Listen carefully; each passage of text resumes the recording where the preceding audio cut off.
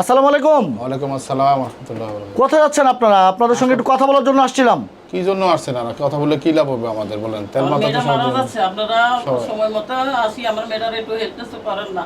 আমরা অনেক কষ্ট করি, তেল মাথা তেল সবাই দিই। আমার মেয়েটা যা এতদিন মারা যাইতেছে, বিছনার ভিতরে গড়াইতেছে, ডাক্তার মাক্তার কাছে আমরা নিতে পারতেছি না। আমরা টাকা পয়সার কারণে আমরা অনেক অভাব করি। আমার মেয়েটার আমরা ওষুধ খাওয়াইতে পারতেছি না, রিপোর্টগুলো আমরা দেখাইতে পারতেছি না, আমরা চিকিৎসা নিরীক্ষারি করতে পারতেছি না। এখন আপনারা কি জন্য আসছেন আমাদের কাছে?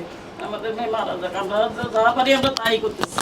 আমরা আমাদের কেউ হেল্প করেন না, কেউ সাহায্য সুবিধা করেন না, কেউ এগিয়ে আসেন না আমাদের কাছে। আপনাদের সঙ্গে একটু কথা বলার জন্য আসছিলাম। আসলে আপনাদের মানে বর্তমান অবস্থাটা নিয়ে একটু কথা বলবো। আপনাদের দিনকাল কেমন কাটছে বা কিভাবে চলছে? আপনারা কথাই বলতে পারবেন, আপনারা আমাদের হেল্প করতে পারবেন না, আমাদেরকে সাহায্য কেউ এগিয়ে আসতেছে না। আমার মেয়েকে নিয়ে আমি অনেক কষ্ট করি। আজকে কতদিন আমি ওষুধ বই খাওয়াইতে পারতেছি না। ডাক্তারে যখন বলছে এই মেয়ে ক্যান্সার হয়ে গেছে, আমরা পাগল হয়ে গেছি। কার কাছে যাবো, কে দিব, কারে ধরবো? আমাদেরকে কেউ হেল্প করেন না। আঙ্কেল, আমাদের সঙ্গে একটু কথা বলবেন আপনি? আচ্ছা ঠিক আছে, আসেন বসেন, কথা বলেন, আসেন। প্রথমে আপনি তো আমাদের সঙ্গে রাগ হয়েছেন। আমরা আসলে মূলত এসেছি আপনার মেয়েটা কেমন আছে একটু খোঁজখবর নেওয়ার জন্য। আচ্ছা বাবারে, রাঘব না কেন করেন? এর আগে আমি একটা ভদ্রলোক এসে আমাকে এরকম বলছে, আমি ভিডিও করছি। দেখেন আমি একটা শারীরিক প্রতিবন্ধী মানুষ, আমার একটা পা নাই, আমি রিক্সা চালাই, ভাত খাই, দিন আনি দিন খাই। কোনো সময় হয়তো ওর জন্য ওষুধ কিনতে পারি, কোনো সময় পারি না। কিন্তু মানুষের মানে ফোনে কথা বলে বিভিন্ন ধরনের বাজে মন্তব্য করে বা খারাপ মন্তব্য করে। দেখেন এই জন্য হয়তো আমি আপনাদের সাথে রাগ হয়েছি। আমি আজ যাইতেছি আজকে মেয়েরে নিয়ে হাসপাতালে, ডাক্তার সাহেব বসে যাওয়ার জন্য যাইতে চাইছিলাম, এর মধ্যে আপনারা আসছেন, এই আর কি। আচ্ছা, আপনার মেয়েটার বয়স কত? আমার মেয়ের বয়স 16 বছর। 16 বছর। জি। ওর নাম কি? ওর নাম হলো ফারজানা আক্তার সুমি। ফারজানা আক্তার সুমি। জি। আপনার কয়টি সন্তান? আমার 2 মেয়ে 2 ছেলে। 2 মেয়ে 2 ছেলে। জি। আলহামদুলিল্লাহ। জি। সুখী পরিবার ছিল। জি। এক পর্যন্ত সুখী ছিল। জি। মানে কি হয়েছে আপনার এই মেয়েটার? আমার এই মেয়েটার আসলে আমি যেহেতু রিক্সা চালাই, দিন আনি দিন খেয়ে, আমার সব টাকা পয়সা কম, এই জন্য আমার ওয়াইফ আমার না জানাইয়া পাশের হাউজিংয়ে একটা বাসায় কাজে দিয়েছিল আমার মেয়েটারে। তো মেয়েটা কাজ থেকে আসার সময় করছিল, 2-3 মাস কাজ করছে। আসার সময় হঠাৎ দিয়ে আমাদের গেটের সামনে পড়ে গেছে। 2-3 জনে ধরে নিয়ে আসছে বাসায়, আইনা মাথা পানি পুনি দিছে, সুস্থ হয়েছে, ওষুধ খাওয়াইছে, ঠিক হয়েছে। এরপরে আবার 10-15 দিন পরে আবার একইভাবে আবার পড়ে গেছে। পরে লোকজন ধরে নিয়ে আসছে, আবার আনার পরে মেয়েটারে শোয়ানোর পরে একজনে বললো যে আপনি ডাক্তারখানায় নেন। পরে আমাদের বসিলাতে মা ও শিশু হাসপাতাল আছে, ওখানে নিয়ে গেছি। ওখানে নিয়ে যাওয়ার পরে সুস্থ হয়েছে, মেয়ে নিয়ে আসছি। পরে বললো যে টেস্টের জন্য দিছে, এর জন্য গ্যাস ট্যাবলেট দিছে, জ্বরের মানে মোটামুটি ব্যথার ট্যাবলেট দিছে। এরপরে যখন ওই এক লোকে বললো যে আপনি টেস্ট করান, এরাও বলেছে টেস্ট করানোর জন্য। পরে রক্তের গ্রুপ যখন টেস্ট করাইতে নিয়েছি, ও রক্তগুলা এই এমনি সিনায়, তখন ওখানকার এক স্যারের আমি চিনতাম, ওই স্যারে আমার 40% ডিসকাউন্ট করাই দিছে। পরে রিপোর্ট দেখে স্যারে বললো যে আমার মেয়ের ক্যান্সার, এর ভালো একটা ডাক্তার রক্ত বিশেষজ্ঞ স্যারের দেখাইতে বলছে। এরপরে আমি গেছি ওই প্যানোরামা হাসপাতাল ধানমন্ডিতে, এক স্যার ছিল, উনি আমার পরিচিত, ওনার কাছে গেছি, হাসানুজ্জামান স্যার। তো উনি আমারে আবার লিখে দিছে মহাখালী বড় স্যারের কাছে। মহাখালী নিয়ে গেছি, তখন ওই স্যাররা রিপোর্ট দেখে বললে যে আপনি কি করেন? পরে বললাম যে স্যার আমি রিক্সা চালাই। পরে বললো যে দেখেন আল্লাহ তাআলা যা দিছে, আপনার মেয়ের তো ব্লাড ক্যান্সার। আমি ওই দিন আর কি শিওর হইলাম, তখন আর কি মনে হয় যে আমার। যখন ব্লাড ক্যান্সার ডক্টর বলেছে, জি। আপনি বাবা হিসাবে মানে আপনার কাছে কেমন লেগেছে?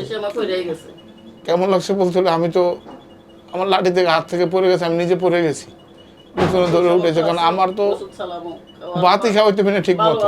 খাওয়ামো, আপনারা আপেল কমলা খাওয়ামো, এই সমস্ত তো আমাকে ছিল না, নাই, আমরা করতে পারবো। আচ্ছা, আমরা আপনার কাছে যাব। আপনার যখন বলেছে আপনার আপনার স্বামী আপনাকে যখন বলেছে আপনার মেয়ের ব্লাড ক্যান্সার হয়েছে, জি, তখন আপনার কাছে কেমন লেগেছে? আমার কাছে তখন মানে তো আমার প্রথম ফোনে বলেনি, আমারে বলছে আপনার ওই আইয়া। আমি মেয়েরে জিগাইতেছি, বড় মেয়েরে, আমি কইছি কী হয়েছে?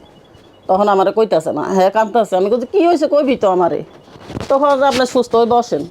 আমি বলছি না, আমি সুস্থ হয়ে বসান লাগবো না, আমি সুস্থ আছি, আমি সুস্থ আছি। এসে কইতাছে কী হয়েছে? এবারে কজন এমনি সুমির ব্লাড ক্যান্সার হয়েছে। তখন আমার লাগে যে আকাশটা ভাঙ্গে আমার মাথার উপরে পড়ে গেছে। তখন মানে আমি ওই জায়গায় আমি পড়ে গেছি। বসেই রয়েছি মানে দুনিয়ার আর খবর নাই কি করবো মানে কি নামাজ পড়বো না কালাম পড়বো এই জায়গায় আইসি আর আমি নামাজ ইয়া খুঁজতেছি নামাজের বিছানা খুঁজতে তাও আমার মুখ দিয়ে কিছু আইতাছে না মানে এমন একটা অবস্থা হয়ে গেছি আমি কারে ধরবো কি করবো সবাই গরিব কার কাছে যাবো কারে কমো সবাই এবার কইলে কবে এক একজন এক এক টিকটি মারবো এই যে কয়দিন আগে আপনার মতন একজন আইসে আইয়া আমাদের ভিডিওটা নিয়ে গেছে এখন নিয়ে গেছে আপনার ছেলে পোলা মানে বাজে বাজে কথা বলা শুরু করছে সাহায্য করা তো নামও নয় আমাদেরকে বাজে বাজে কথা বলা শুরু করছে আমার বড় মেরে দিছি আপনার ডাকি আচ্ছা বাজে বাজে কথা বলতেছে জি বাজে বাজে আচ্ছা, বাজে বাজে কথা বলবে এটা সোশ্যাল মিডিয়ার যুগ সবাই আর ভালো না সবাই খারাপ তেলে মাথা তেল সবাই দিই আমার নুন আনতে ফান্তা পুরা হ্যাঁ আমার খোঁজ খবর কেউ নেন না আমার এই মেয়েটা যে এত অসুস্থ আমার একবার কেউ ফোন দিয়ে কন্যা জানে প্রতিদিন টাকাটা 1000-1200 টাকার ওষুধ লাগে প্রতিদিন এখন। আচ্ছা আমরা শুনবো তো আপনার 3টি সন্তানের মধ্যে সুমি কি আমার 4টা সন্তান। 4টা সন্তান? জি আমার 2 মেয়ে 2 ছেলে। 2 মেয়ে 2 ছেলে। জি সুমি সুমিলে দ্বিতীয়, সবার বড়টা কলেজে আছে, সবার বড়টা বাহিরে, আর বড় ছেলেটা মাদ্রাসায় খাওয়া থাকা মাদ্রাসা, ও কোরআনে হাফেজ। আল্লাহ তাআলা রমজান মাসে কোরআনে হাফেজ কমপ্লিট করছে, এখন সে রিভাইজ দিতেছে কোরআনে হাফেজের। আচ্ছা আর ছোট বাচ্চাটা মাদ্রাসায়। ছোটটা মাদ্রাসায়? জি। সুখী পরিবার ছিল আপনার? জি। হঠাৎ করে কালবৈশাখী একটু ঝড়ে জি সব তছনছ খালি সুমিকে নিয়ে। জি আচ্ছা আমরা সুমির সঙ্গে একটু কথা বলি। হ্যাঁ বলেন। সুমি কি নাম আঙ্কেল? ফারজানা আক্তার সুমি। ফারজানা আক্তার সুমি, একটু জোরে কথা বলবো আঙ্কেল, যদিও জানি তুমি শারীরিকভাবে একটু অসুস্থ, একটু জোরে কথা বলতে হবে, নাহলে আমরা ভয়েসটা পাবো না তোমার। তো সুমি তুমি জানো তোমার ক্যান্সার হয়েছে? শুনছিলাম। শুনেছো? কার কাছ থেকে? বাবা মায়ের কাছ থেকে। কিভাবে শুনেছো একটু বলবা? বাবা মা তো বলছে যে আমি মাথা ঘুরে পড়ছি, ওগুলা সত্য। তারপর ডাক্তারের কাছে গেছি, তারপর রিপোর্ট দিয়েছে, তারপর শুনছি বাবা মা যখন কান্নাকাটি করতেছে তখন শুনতেছি আমার নাকি ক্যান্সার। হ্যাঁ এটাই শুনেছো? এখন কি করবা? তোমার ক্যান্সার হলে তো ট্রিটমেন্ট করাতে ব্যয়বহুল টাকা খরচ, কি করণীয় আছে? আমি বাঁচতে চাই সুন্দর সুন্দর দুনিয়াতে বাঁচতে চাই। দুনিয়াতে, আমি বাঁচতে চাই। কিভাবে বাঁচবা? তোমার বাবা তো একটি পা নাই, পঙ্গু যেটাকে বলে, এবং রিক্সা চালায়, কিভাবে বাঁচবা? কেউ যদি আমাকে সাহায্য সবাই করে, আমার সাহায্য করে। সবাই যদি আমাকে সাহায্য করে, আমার পাশে থাকে, তাহলে এই সুন্দর পৃথিবীতে আমি বাঁচবো। সুন্দর পৃথিবীতে বাঁচতে চাও? জি। আচ্ছা আমরা একটু আন্টির সঙ্গে কথা বলবো। আন্টি জি তুমি কি লেখাপড়া করেছো? ক্লাস 9 পর্যন্ত পড়ছি। 9 পর্যন্ত পড়ার পরে আর পড়তে পারবে না? সবাই পড়ালেখা এখন বন্ধ। এই রোগটা কতদিন ধরে ধরা পড়েছে? এই যে ডিসেম্বর 28 তারিখ থেকে এটা ডিসেম্বর থেকে? জি। তারপরে কি এখন ওষুধপত্র ওষুধপত্র ঘটনা হয়েছে, স্যার তো ডাক্তাররা বলছে যে রেগুলার দিতে, কারণ আমার পক্ষে সম্ভব না ডেলি 1200 টাকা খরচ করা। আমি 800, 1000, 1200 ইনকাম করি, সংসারে দিলে ওষুধ হয়, ওষুধ দিলে সংসার কোনো সময় দেই, কোনো সময় দেই না। একটা ইমানিক্স 400 টাকা, আগে ছিল 300 টাকা, 320 টাকা, এখন একটা 400 টাকা। আচ্ছা। তারপর সবসময় পাওয়া যায় না, এরপরও কষ্ট করে কোনো রকম একদিন আনি না, এই এই যে চলতেছে। আপনি বাবা হয়ে মেয়ে চিকিৎসা করতে পারতেছেন না এবং মেয়ে সারাদিন বিছনায় শুয়ে থাকে, জি আপনি তো প্রতিবন্ধী, জি।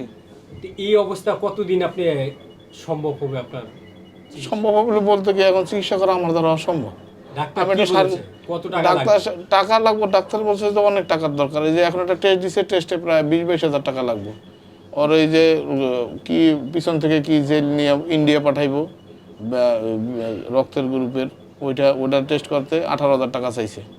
আর সব জায়গায় এটা হয় না। ইবনিসিনে গেছি, এই টেস্ট আমাদের এখানে হয় না।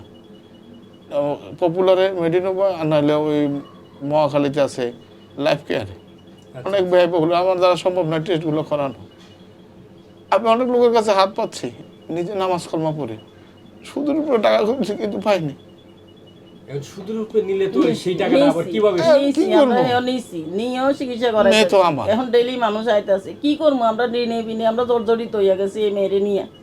ডাক্তারের কাছে নিতেছি, আনতেছি, মানে এই সুদের রূপে নিতেছি, কিস্তির রূপে নিতেছি, নিয়ে মারে তো চিকিৎসা। মা বাপ তো আর পারি না, মা বাপের মনে সহ্য হয় না। বাড়ি এলা বাড়ার লাগে আপনার কেমন করে এলা আইয়া গেটের সামনে আয়া পড়ে, জানো তা কই এলা, কারণ সে তার তো বাড়ি, হ্যাঁ তো আম করে দিছে বাড়ার লাগে। কত টাকা ভাড়া দেন এই রুমের? এই রুমে গ্যাস কারেন্ট সব আমার 8,000 টাকা ভাড়া পড়ে। 8,000 টাকার মতো পড়ে। কয় মাসের ভাড়া জমছে? 3 মাসের ভাড়া তো প্রায় জমে গেছে আপনার।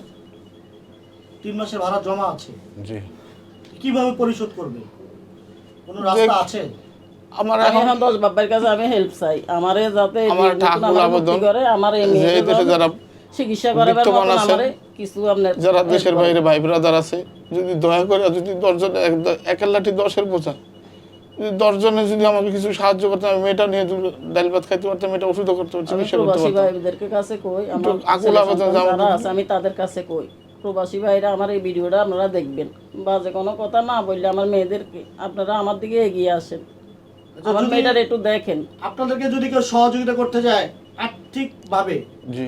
তাহলে কি ব্যবস্থা রয়েছে আপনাদেরকে সহযোগিতা করার? আমার 2টা নাম্বার আছে, একটা বিকাশ নাম্বার আর একটা হলো নগদ নাম্বার।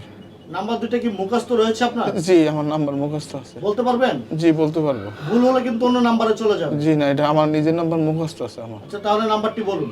আমার হলো প্রথম নাম্বারটা হলো নগদ নাম্বার 01981698943। এটা নগদ নাম্বার 01981698943। আর বিকাশ নাম্বারটা হলো 01624474590। বিকাশ নাম্বার হলো 01624474590। তারপরে এক স্যারে আমার একটু অ্যাকাউন্ট করে দিয়েছিল নারায়ণগঞ্জের, ওই অ্যাকাউন্ট নাম্বারটাও আছে আমার কাছে। তো বলে দেন। এটা হলো প্রিয় দর্শক, আপনারা দেখতে পাচ্ছেন আমরা এই যে এমন একটি পরিবারের সঙ্গে কথা বলছি। এই নাম্বারটি বলুন। এটা হলো, আমার নাম হলো মোহাম্মদ শহীদুল ইসলাম পলাশ, ইসলামী ব্যাংক বাংলাদেশ লিমিটেড, এটা নারায়ণগঞ্জ ব্রাঞ্চ। এটার অ্যাকাউন্ট নাম্বার হলো 20502080227417। ওইটা ইয়া করে লই এলাম আপনারা, ওইটা সামনে দিয়ে লই এটা হচ্ছে আপনাদের এটা bank bank account number, AC account চলতি নাম্বার। তো ঠিক আছে আঙ্কেল, আমরা প্রত্যাশী ইনশাল্লাহ আল্লাহর রহমতে আপনারা একটু সহযোগিতা পান, সেই প্রত্যাশা নিয়ে কিন্তু আজকের ভিডিওটি শেষ করছি। আল্লাহ হাফেজ।